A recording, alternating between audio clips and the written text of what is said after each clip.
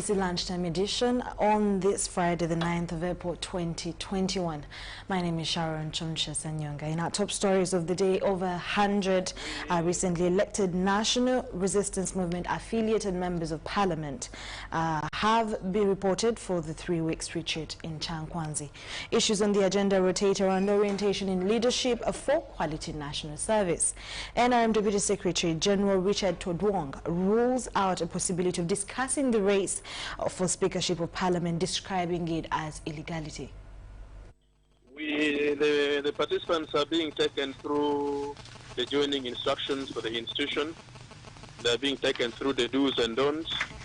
They are being welcomed at the institute, and they are being acclimatized to the environment. This one is taking 21 days, mainly because of the 1 week of quarantine that is recommended by the medical team. So mainly this week is a quarantine week. However, we are not going to make it strictly quarantine. We are going to use it for lectures and other physical exercises to keep them busy. And then at the end of the 1 week, they are going to be tested again. And then after that, the chairman and the president will be coming to join the retreat. So the main discussion is mainly about governance and linking them as members of parliament to their work as MPs and to their constituencies and to government policies and programs, how they can make use of many of these programs that we have in government to develop their constituencies. So the discussions are going to be centered around that. And lastly, this controversial issue of the speakership, do we expect it on the agenda?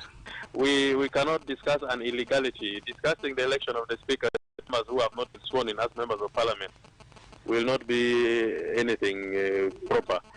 So it is not part of the agenda. Okay, thank you so much, Honorable, for your time. Thank you. Right.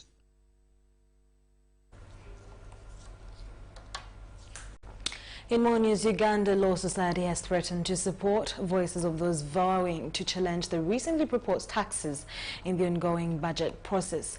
Now, the president of the Law Society, Fiona Nabasa, says that this will worsen the already fragile economic conditions Ugandans are going through if the movers and initiators of the proposed tax reforms do not think otherwise. In this report, Nabasa holds the view that government should direct its efforts towards reducing its expenditures. ICT development, I think these taxes are going to set us back. We have taxes there that are also touching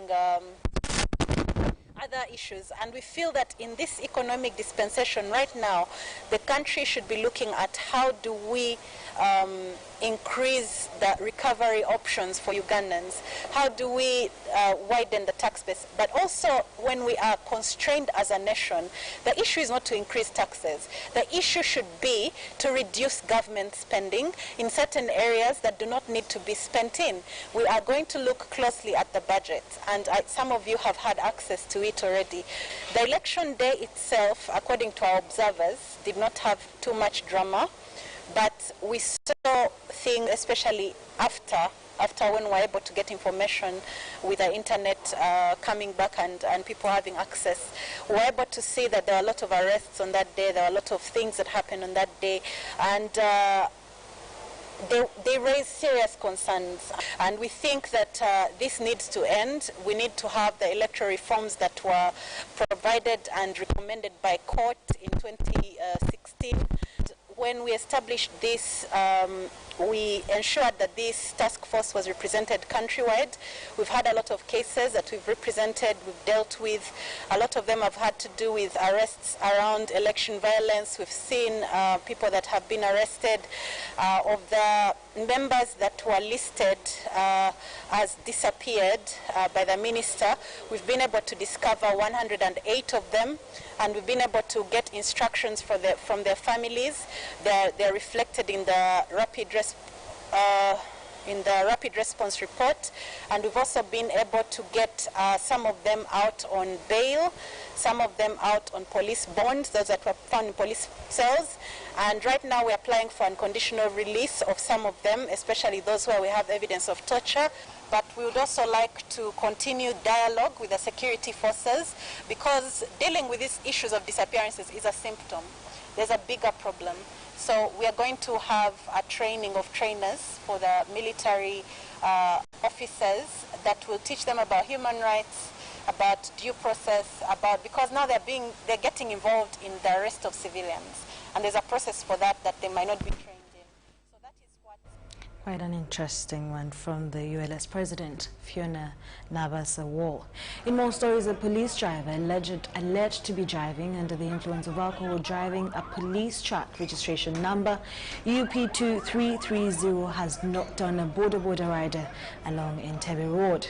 Let's have the highlights of the accident on Entebbe Road this morning and the public reactions about the driver.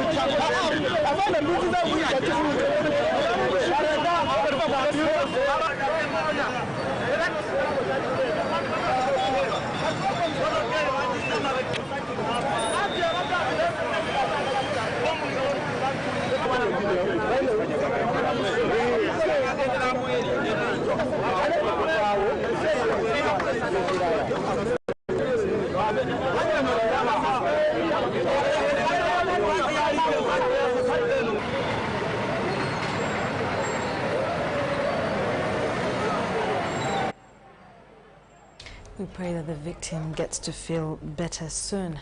UNICEF has awarded over 77 million shillings to young entrepreneurs to address gaps in their businesses. In a move to boost their new innovations, UNICEF has tasked them to use the money to improve child livelihoods and protect them from any kind of violence. Details in this report. Young entrepreneurs are often seen to be the driving force in addressing unemployment and poverty challenges worldwide. With this, UNICEF teamed up with Outbox organization with an initiative of lifting young entrepreneurs using digital and traditional means of innovations that could help them source for funding to boost their businesses. So through this challenge, we've identified 4 teams, and these 4 teams have gotten access to grant funding from UNICEF Uganda worth 77 million. They've gotten access to mentorship. They're getting access to business training, technical assistance to help them build their businesses and grow their businesses. When awarding the winners, the Deputy Representative, UNICEF Uganda, Shadrack Omoy, asked them to use the funds in an aggressive manner of expanding their businesses with hope of improving fellow youth's livelihoods.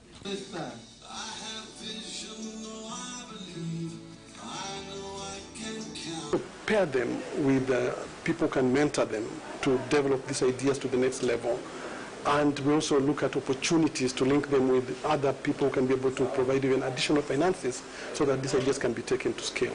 Over 200 young entrepreneurs participated in this activity, and only 4 qualified entrepreneurs were chosen to take up the initiative. These were awarded 77 million shillings each to improve their businesses. Lydia Chomkama, UBC News. Thank you so much, Lydia Chomkama. In more stories, members of the E-Trade Association of Uganda have met with the Security Minister General Eli Tumwina at the Office of the President in a bid to voice their concerns about how the COVID-19 curfews are affecting their business. The members decry losing more than 50% of their profits to the 6 o'clock and 9 o'clock curfew standard operating procedure. The E-Trade Association of Uganda comprises of business that heavily relies on the internet to do business in Uganda, and these include Safe Border, Jumia Uganda, Tugende and fast food brands, among others. Let's have details on this interface. And taxi operators have been allowed to work until 9 p.m. This has affected us, and you know, we work with financiers like Tugende, like Watu, like Asak, and all these guys, they help, and it's been very difficult for them to recover their investment. Also, it's been difficult for these drivers to take care of their simple responsibilities like paying rent and providing meal on the table, because the income has literally dropped by close to 50%, and that makes it very difficult for these people to live. However, with the curfew, it's a little impossible. So what impact does that have? If you think about it, it has an economic impact on the restaurant or the vendor, as we call it, if we are doing online deliveries. Because it has, obviously there's no revenue. There's no dinner revenue. What happens to those who insist on staying on the road? We as a company, we don't allow our drivers to break the law. So our drivers are required to be off the road. But others, the independent ones, stay on the road. If they get fined 50,000 on the spot, that's more than they earn per day. So even if we wanted our drivers to stay on the road, they can't because the fine is too stiff for them when they're arrested after 6 p.m.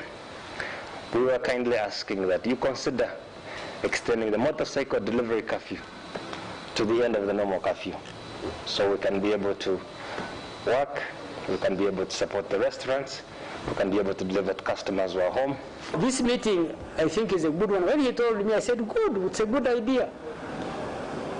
If you organize it first, he says you have an association, very good. Then that's a voice which can be officially listened to rather than him coming to talk to me or him as my friend or somebody else or him.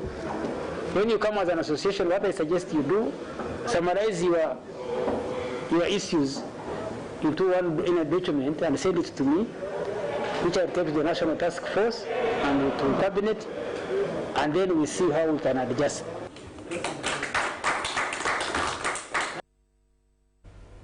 The Ministry of Education and Sports, through the Directorate of Industrial Training, has kicked off a workers' assessment exercise for students under Uganda Vocational Qualifications Framework. The exercise is in line with Skilling Uganda, strategy aimed at improving hands-on skills among the youth. Details in this report. Over 2,000 students have been assessed for different courses including pottery, tailoring, salon, phone repair and mechanics at Amani Garenzori Vocational Training Center in Fort Portal Tourism City.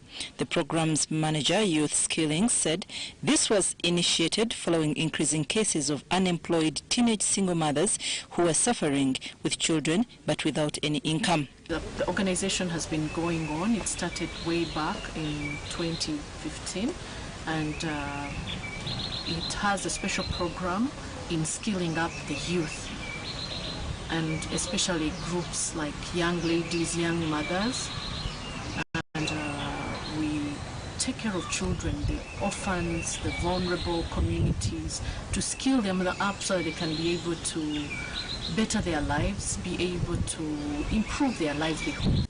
The training has so far been embraced by young girls who are directly involved in hands-on skills. As a lady, don't wait for your parent to give you everything, because there is a need where you find even your parent, it is a hard burden for you to provide it for you. It's better you do work where you can, so that you provide others by yourself.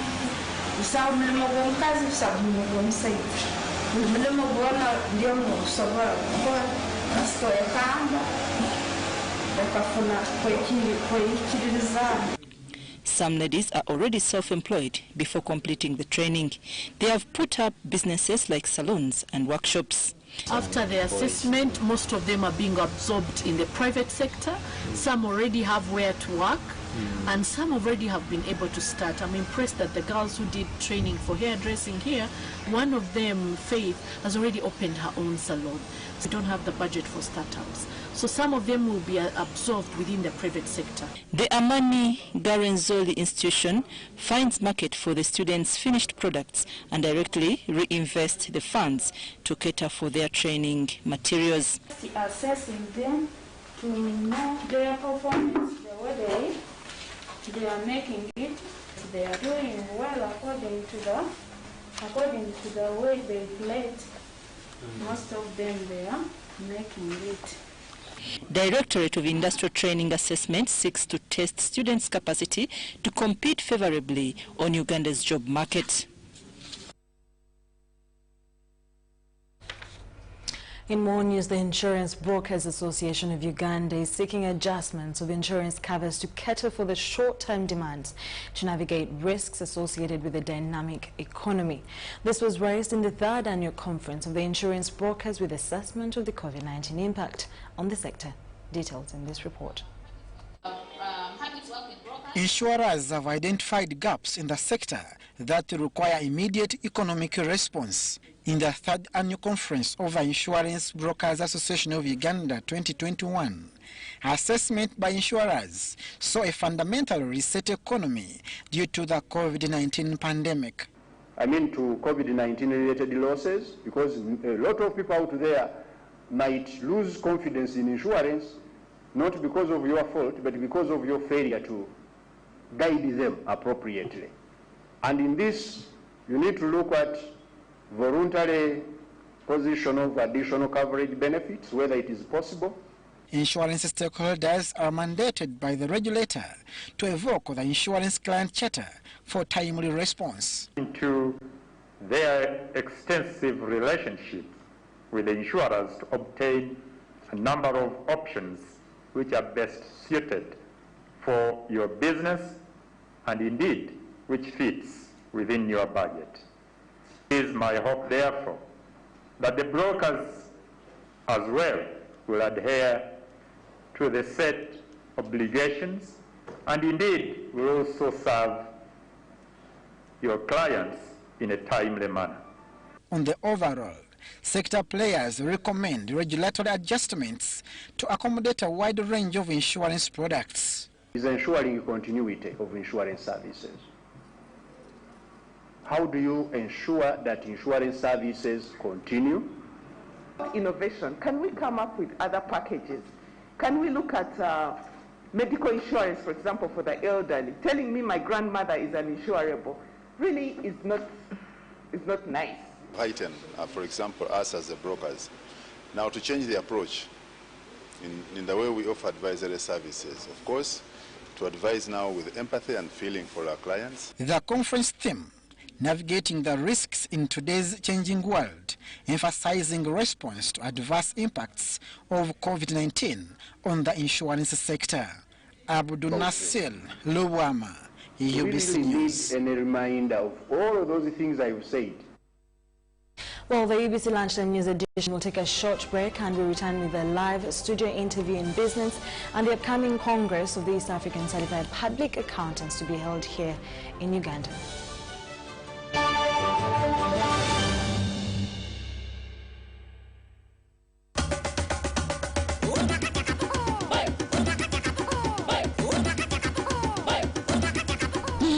Chikumi ku chikumi internet ya 4G ni Airtel 4G Pocket Wi-Fi ku shillings emitwalo 12 mu 13 zokka ate kugirako GB 15 za bwerere okumala omwezi mulamba ne battery ey'ennyongeza.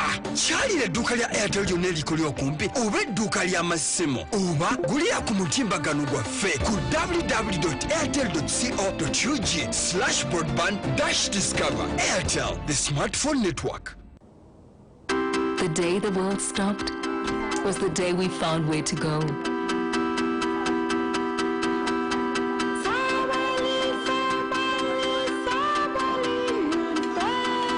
From now on, we are not going to leave anything on our plates because we've learned to savor the moments that were always there and they never tasted this good.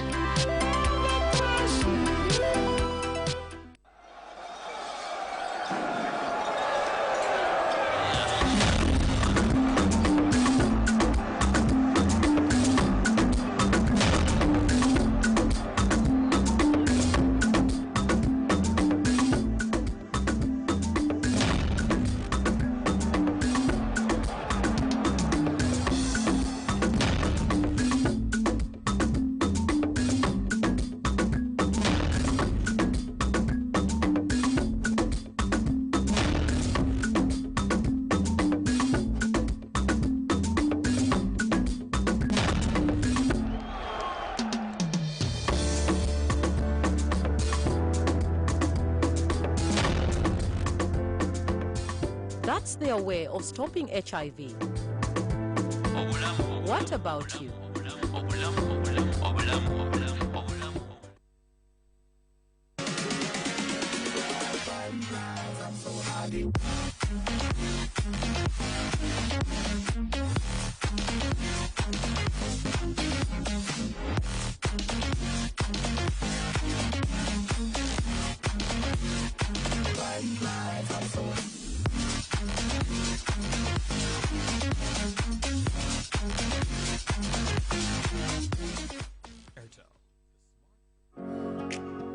It's no secret that ICT makes learning easy. The strides made in our field could not be possible without it.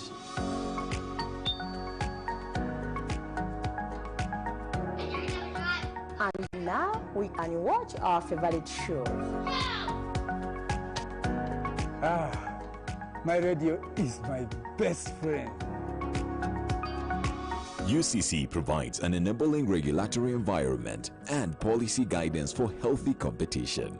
We also facilitate ease of doing business in the communications sector through licensing, standardization, spectrum management, tariff regulation, rural communication development, and consumer empowerment. An informed consumer is an empowered consumer.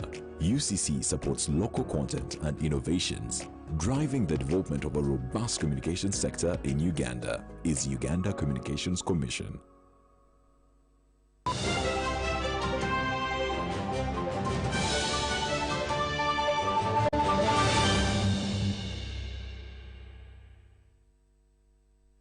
You're still watching the UBC Lunchtime News Edition. Thank you so much for watching. Now, the Institute of Certified Public Accountants of Uganda is set to host the 3rd East African Congress of Accountants in conjunction with the National Board of Accountants and Auditors, the Institute of Certified Public Accountants of Kenya, the Institute of Certified Public Accountants of Rwanda, and Ordre de Professionnels Comptables de Burundi, which is for Burundi. Now, joining me in studio is Mr. Godfrey Nema from the Institute of Certified Public Accountants of Uganda to talk about the upcoming East African Congress for Accountants. Thank you so much. How is your afternoon so far? Very good. Very good. And thank you for hosting me here. Thank you too. Thank you for coming through. Kindly tell us a brief about the Institute of Certified Public Accountants of Uganda and its relationship to the East African Congress of Accountants. The Institute of Certified Public Accountants of Uganda is a national body for accountants. Okay. It's a regulatory body for the accountants in this country. It performs 2 major functions. There are many more, of course. Yes. One is to regulate all the professional accountants in this country. But 2, we have a component of training where we offer examinations to people who aspire to be professional accountants. Are there those that are not professional? Because that's like a... Oh, yeah. If you went and studied at a university and got a degree, you are not a professional accountant. You support what the professionals do. So for you to be called a qualified professional accountant, you have to do that professional course, which we offer, and then we can call you a CPA. You qualify to have a CPA before your name. I see your button. Oh, yeah. Proudly won. By only accountants. Oh, because I can't have one? For promotion, you can. But, yeah, but you can also be an accountant. We can discuss it after this. Oh, okay. Yeah. So what's the relationship? The relationship is that accountants is jurisdictional. Each country develops its skill set for accountants. So whereas in Uganda we have ICPAU, Institute of Certified Public Accountants of Uganda. In Kenya they have ISPAC, Institute of Certified Public Accountants of Kenya. In Rwanda they have ISPA. In Tanzania they have National Board of Accountants and Auditors, NBA. And in Burundi they have OPC. Yes. Okay. So the 5 bodies work very, very closely in many ways.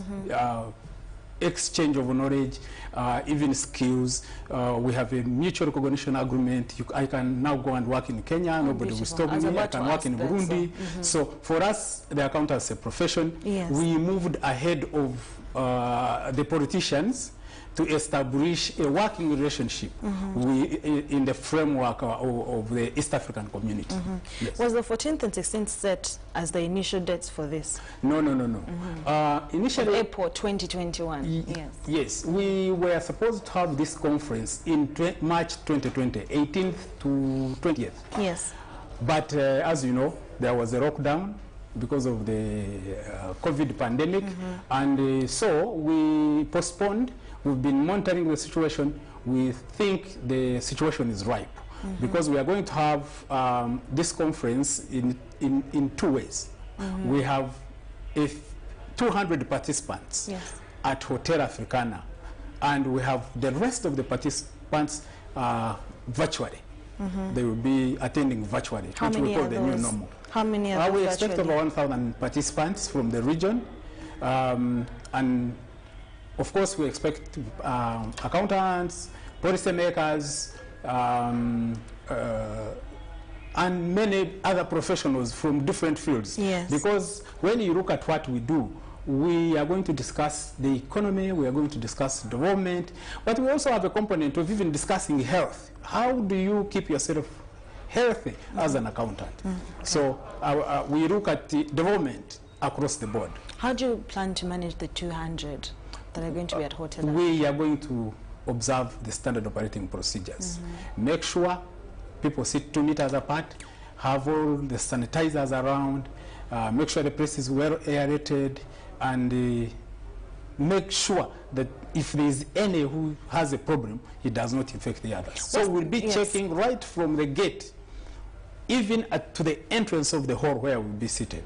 And all the time we are monitoring their temperature, we are sanitizing, and we are making sure that we are free from the problem. What's the big objective of the Congress that despite COVID-19, it still had to happen? I understand you said, it had to happen initially, then it was postponed, but what's the big objection that you couldn't still wait? It had to be, one of those things that happened for accountants. You see, learning never stops. And at times when you allow yourselves not to meet and interact and share information, share knowledge, information, then you lose out on developments in the world.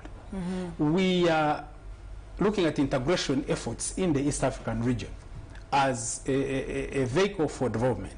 Therefore, if you don't continually talk about this integration, how you can integrate, then you lose the point. As I told you, in 2011, we signed an MRA, and we agreed that every 2 years we should be meeting to look at how are accountants supporting development of the region. Remember, accountants do the financial reports that show that an organization is healthy or not healthy.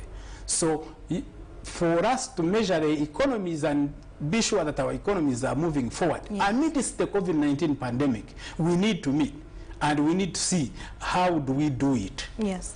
How are Ugandans set to benefit from the Congress that comes at a time when the country is still in lockdown?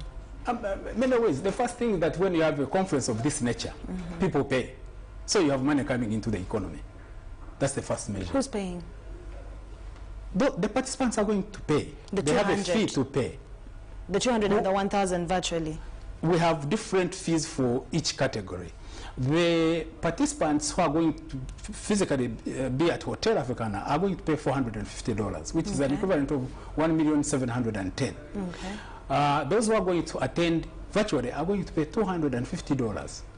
That money comes into the economy. And once you have money in the economy, you start growing. There are those who are going to fly here. Of course, they will be checked. They will present their certificates, of conformity to show that they don't have COVID-19. When they sleep at the hotel, they pay. When they walk around the markets, they buy things. And that what about the ones virtually? The ones virtually are going to pay. I told you, they're going to pay. Yes. They're paying $250. How does that help the economy? Once we have the money here, we spend it. And once we spend it, it spreads. So that's how the economy grows. Yes. And so is there government participation in this? Oh, yeah. We work very, very closely with the government. The Minister of Finance, Honorable Matija Kaseja, is going to be the chief guest at the opening ceremony. The ministry has given us some sponsorship to make sure it is interested in this. Reason, after the Congress, we document what we have discussed. And from the documentation, we write recommendations through the Ministry of Finance to government. And I can assure you, over the period we've done this, and government is happy with the kind of recommendations we give towards the development of the economy. Who else is the partner for the Congress? Pardon? Partners. The partners? Oh, we have quite a number of partners. As I informed you, Minister of Finance is one of them. NSSF is another. We have SCCA Uganda.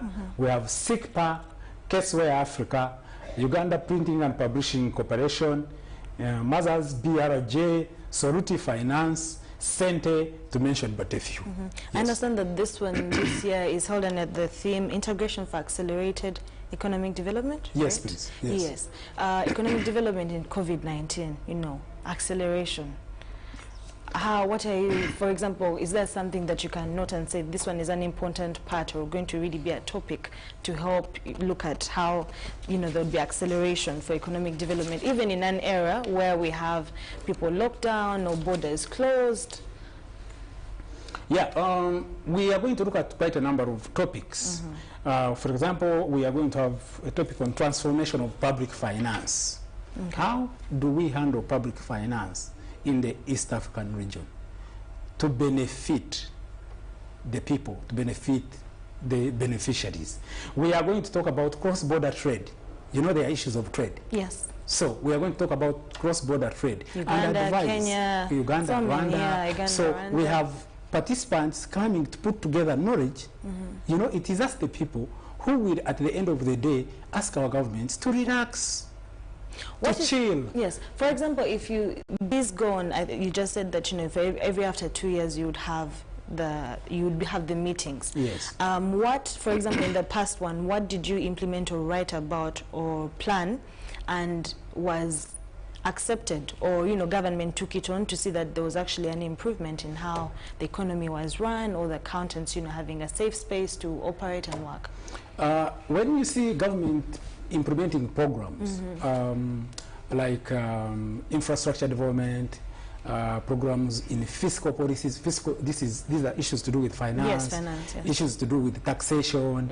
You know that by the time they bring it on table, it has been discussed thoroughly, not only at the government level, but even among the experts. So most of the recommendations that you see or the issues government is implementing are things that are proposed at times from government, from Minister of Finance. They also bring them to us, and we debate, and we get back to them so that they can have a fair way of having these things done. So I can assure you that all the things that related to finance, accounting, and even development, we have a hand, because we are always in discussions. We even go to Parliament to discuss the